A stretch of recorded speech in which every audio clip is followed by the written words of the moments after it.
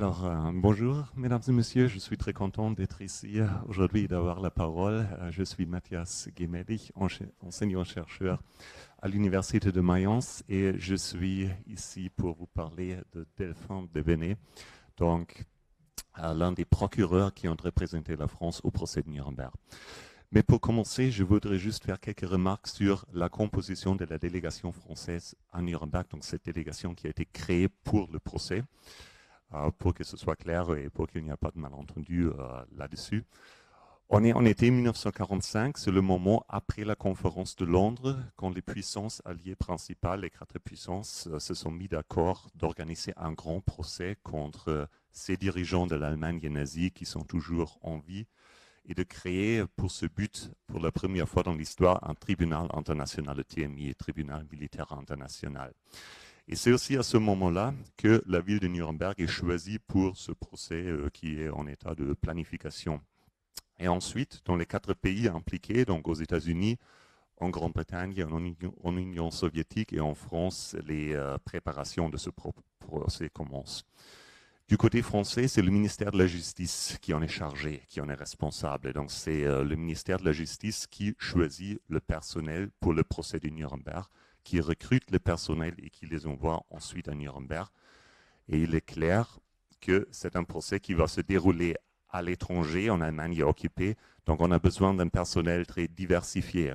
Il faut recruter des soldats, des gardes, des interprètes, des traducteurs, des techniciens, des conseillers, ainsi de suite. C'est ce que le ministère de la Justice fait. Au total, à peu près 260 personnes sont recrutées et envoyées à Nuremberg. Donc, quand on parle de la délégation française à Nuremberg, c'est la totalité de ces à peu près 260 personnes. Et c'est un chiffre assez considérable à mon avis, surtout quand on fait la comparaison avec les autres délégations alliées. Parce que les Américains, bien sûr, sont plus nombreux à Nuremberg, c'est la zone d'occupation américaine, mais les délégations britanniques et soviétiques sont plus petites. Donc, je pense que c'est quelque chose qui vaut bien d'être constaté, que la délégation française est la deuxième délégation à Nuremberg. Et au sein de cette délégation, il y a aussi les juristes, bien sûr. Donc, ces Français qui prennent un rôle actif dans les procès, qui parlent pendant les audiences, qui sont présents dans la salle d'audience. Ce sont à peu près 15 personnes. Parmi ces juristes, il y a d'un côté les deux juges français, Henri Dondieu de Vabre et Robert Falco. On en entendra plus dans quelques minutes dans les interventions de Jean-Paul Jean et de Michel Massé. Et de l'autre côté, il y a les représentants du parquet français, du ministère public. Ce sont les procureurs. On a un procureur en chef à Nuremberg, c'est François de Menthon, un homme politique assez connu à cette époque-là, ancien garde des Sceaux, proche de Gaulle. Donc c'est lui qui dirige le parquet français. Il a 2 adjoints et ensuite toute une équipe de procureurs qui travaillent pour lui sous sa direction. Et parmi ces procureurs, on trouve effectivement Delphin de Bene.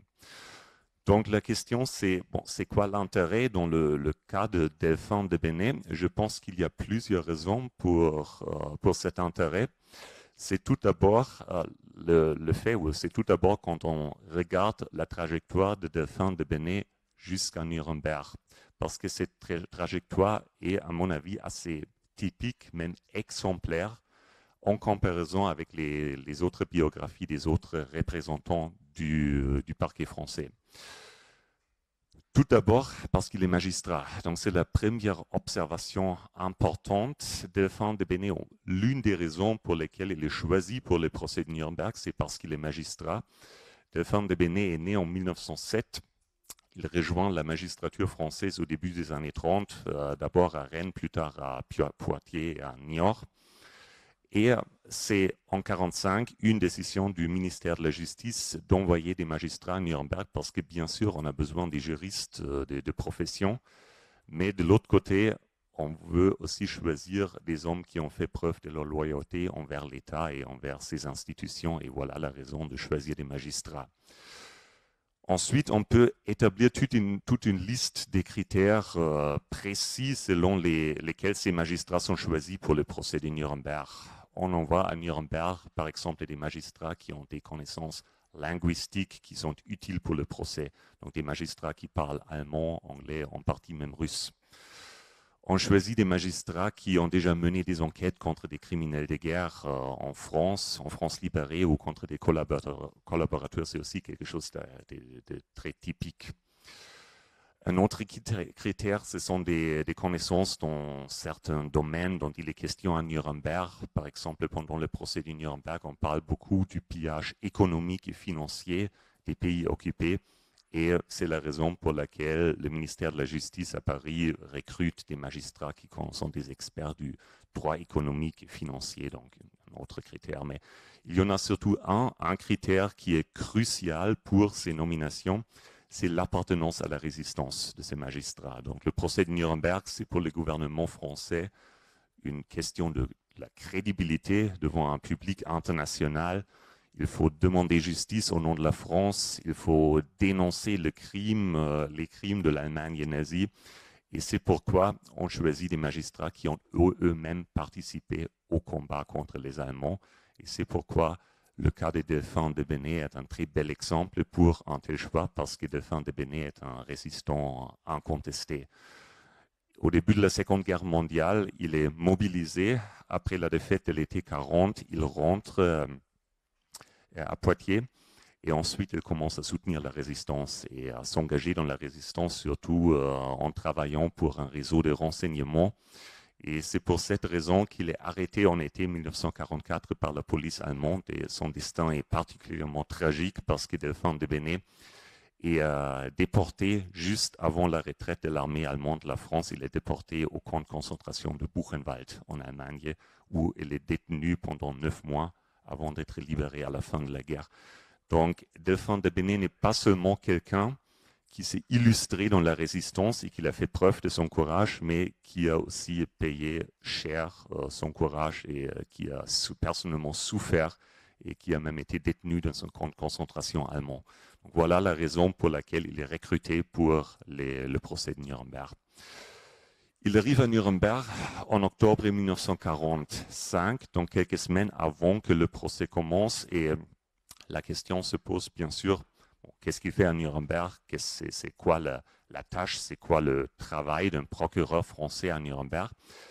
Delphin de Bennay élabore à Nuremberg une partie de ce qu'on appelle l'accusation française. Et juste quelques mots là-dessus pour que ce soit clair de quoi on parle. Le procès de Nuremberg était divisé en 2 phases. C'est le système anglo-saxon dont on a déjà parlé aujourd'hui. Donc la première moitié était réservée au parquet, à l'accusation. Donc les procureurs ont présenté leurs inculpations. Et la deuxième moitié du procès, c'était pour la défense, pour donner leur réponse. Bon, les avocats pouvaient donner leur réponse aux inculpations.